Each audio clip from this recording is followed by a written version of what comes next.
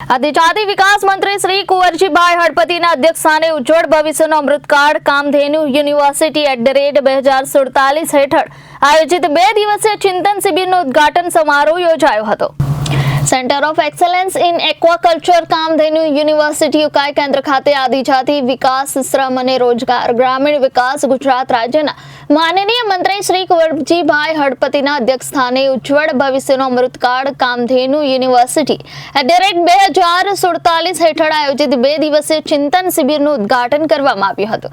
દેશના વડાપ્રધાન શ્રી નરેન્દ્ર મોદીજીના વિકસિત ભારતના 2047 નક્કી કરેલા લક્ષ્યાંકમાં કામધેનુ યુનિવર્સિટી ગાંધીનગર પણ ભારતના ઉજ્જવળ ભવિષ્યના અમૃતકાળમાં ઉત્તમ ફાળો પ્રદાન કરી શકે તેવા ઉમદા હેતુ અને કુલપતિ શ્રી કામધેનુ યુનિવર્સિટી ડોક્ટર પી.એચ. ટાંકના પ્રેરણાથી કામધેનુ યુનિવર્સિટી ગાંધીનગરના મુખ્ય મથક ખાતે કામગીરી કરતા યુનિવર્સિટી અધિકારીઓ અને કર્મચારીઓ માટે તારીખ 30/8/2025 થી 31/8/2025 એમ 2 દિવસના ચિંતન શિબિરનું આયોજન તાપી નદીના સાનિધ્યમાં centre of excellence in aquaculture Ukai ખાતે કરવામાં આવ્યું છે।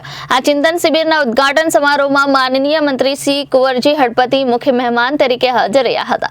આ સમારંભમાં યુનિવર્સિટીના વિવિધ પ્રકલ્પોના અધિકારી શ્રીઓ ડોક્ટર એમ ત્રિવેદી, ડોક્ટર એસ.કે. ભાવસાર, ડોક્ટર કે હડિયા, ડોક્ટર બી.એન. પટેલ અને ડોક્ટર આર.જી. શાહે પ્રસંગને અનુરૂપ પોતાના વિચારો રજૂ કર્યા હતા। આ ચિંતન શિબિર માટે અથાગ પ્રયત્નશીલ એવા સહ કન્વીનર અને ઉકાઈ કેન્દ્રના વડા ડોક્ટર સ્મિત લેન્ડે દ્વારા તમામ મહેમાનો માટે લાગણીસભર વાણીથી આભાર વ્યક્ત કર્યો હતો।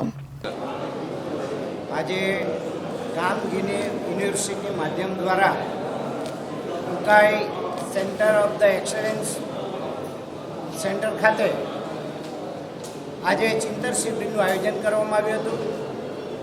આ ચિંતન શિબિરની અંદર કામધેનુ યુનિવર્સિટીના તમામ કર્મચારીઓ અને ખાસ કરીને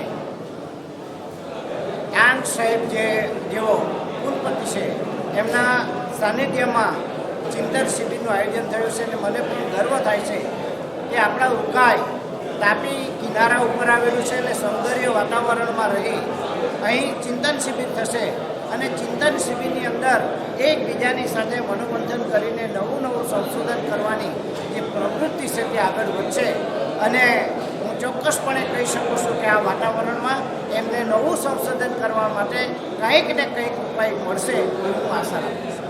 સાથે સાથે 150મી જન્મજયંતિ ભગવાન બિરસા મુંડાની પ્રતિમા અહીંયા અનાવરણ કરવામાં આવ્યું છે।